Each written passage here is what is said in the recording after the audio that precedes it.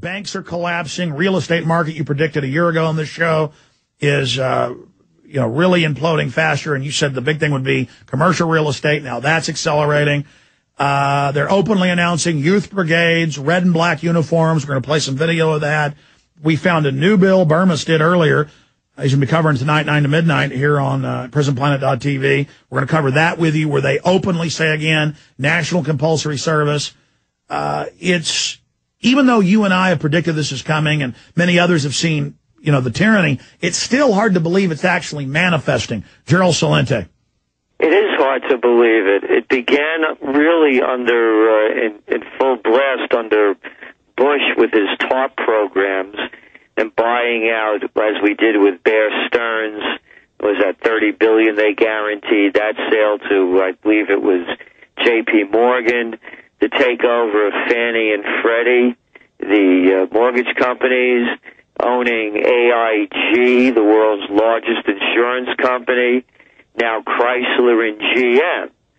And as we know, the definition of the merger of corporate and state powers is called fascism, according to Mussolini, who knew a thing or two about it. And that's what we're seeing now, the first stages of what we're calling fascism light. And you're pointing it out very well with the uniforms, the compulsory service,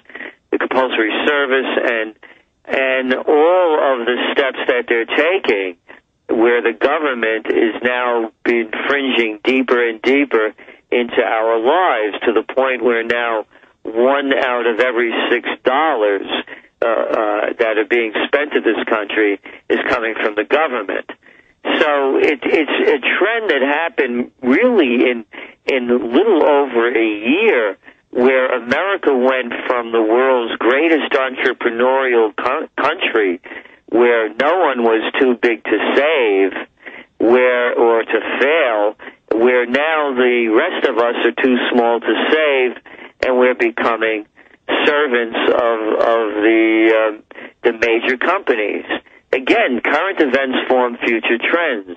We just look at the expansion plans for Walmart. It's very ironic. They used to say, as goes General Motors, or what's good for General Motors is good for America. And now we can say, as goes Walmart, so goes America. Walmart's, they're going to create another, they're bragging about it, 22,000 jobs. Whoopee. Compare those to the jobs we used to have when this country had a manufacturing base. Well, Walmart, don't they, on the whole food chain, they fill kind of the vulture or maggot position that, sure, the vultures and maggots do well when the rest of the economy's dead, but only for a time.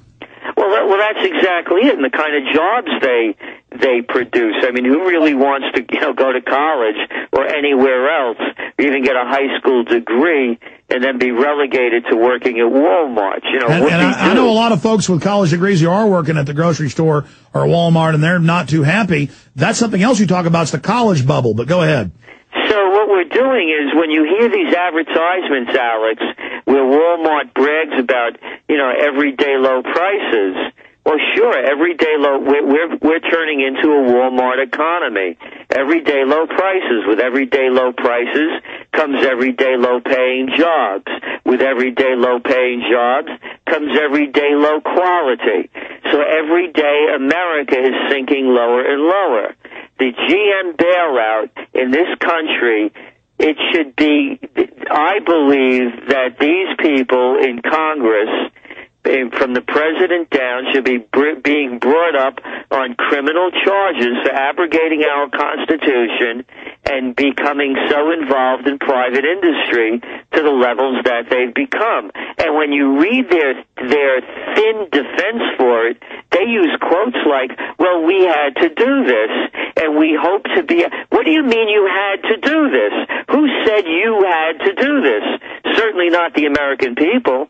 Well, notice, Gerald Celente, that the more they do, the worse it gets for all of us, but the better for them. And this is my question for you, and then finish the point you were making, is that we have the IMF and World Bank bragging about imploding third world nations by design, buying off their governments, destroying confidence in the supposed recovery, then consolidating even more.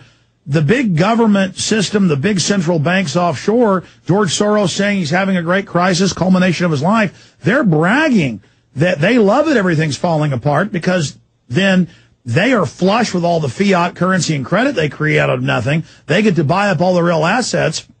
They get to pose as the saviors of the crisis they created. They're openly announcing a new Bank of the World will pay our carbon taxes to. They're telling us the new recovery is lower quality, less jobs, less freedom, less mobility. So they're advertising bondage and chains as the recovery. I mean, they know these people are crazy like a fox, or do you disagree? Well, you know, to some extent, yes and no, in the sense that I think they're crazy like a fox in that the objective is to take control of our lives, and they're doing it in every way possible.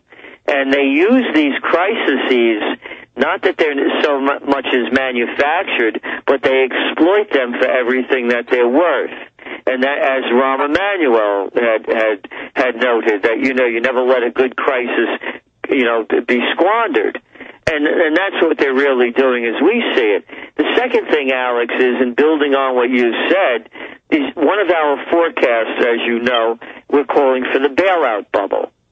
And just briefly, we had first the dot-com I got to bubble. stop you. You said that first, I remember, like a year ago or 9-10 months ago. Now they're calling it bailout bubble on the news without giving you credit. Sorry, go ahead. Well, that happens a lot, doesn't it? Yeah. So now the bailout, first that we had, well, not first, but the most recent was the dot-com bubble. The dot-com bubble burst, $5 trillion is lost in the markets. Rather than let their too-big-to-fail friends lose big money, they created the other bubble. They lowered interest rates to 46-year lows, flooded the marketplace with cheap money. Again, every time they do that, they devalue our standard of living. But they created the real estate bubble. Go out and borrow on your house. It's a piggy bank. You want to build that new addition, go on a vacation, buy a new car. It's cheap. Just go do it. They created the next bubble. That bubble burst. And, of course, they love to blame the little people, not talking about ever these leveraged buyout firms like Carlyle and Blackstone and Cerebus, on, who bought companies for virtually no money down worth tens of billions of dollars. That was where the real credit crisis happened, by the way. And by the way, before I forget, let me bring this up. I'm sure you've seen all the news where they do stress tests on healthy banks, and the government says, no, you haven't done well, so the bank plunges, and then the government basically hands it over to Carlyle. I mean, this is just piracy. Well, again, look who's involved with Carlyle. Look at the members of the Carlyle group. You know, it's the Bush wing of the mafia. You know, so as we look at the players, you know where the money goes. Follow the money. So now we have the bailout bubble.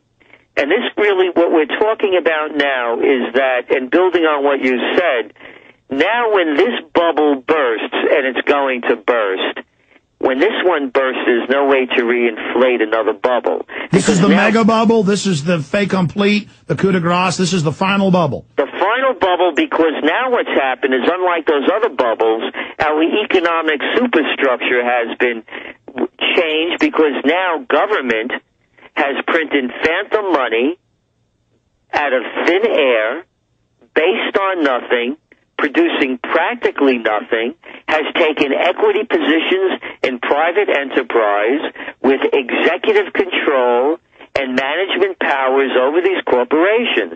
So now when this breaks, there's nothing left to refill it. And here's the next step. With each failure, they create an even bigger failure. We are concerned that after this bubble breaks, the next crisis they create will be taking us to war. They do it all the time. Stay there, Gerald Celente. Break that down when we get back. And by the way, what he's saying mirrors what Paul Watson wrote about 6 months ago. The Rand Corporation, this was big news in Europe, not on the news here, said we need a World War II size global crisis to be able to get us out of this, and they call it a bubble. So they're certainly doing some trends forecasting over at Rand in a very wicked way. Let me tell you a little bit about one of our great sponsors, HomeGain.com. This is the place to get you started buying or selling a home, finding a realtor, and getting any real estate questions answered. Go to HomeGain.com and see what I'm talking about. All you need to do is type in your home address, and you will get an instant free estimate of your home's value online. This is a great way to be able to monitor the value of your home. And again, it's absolutely free. There are tons of tools to help you.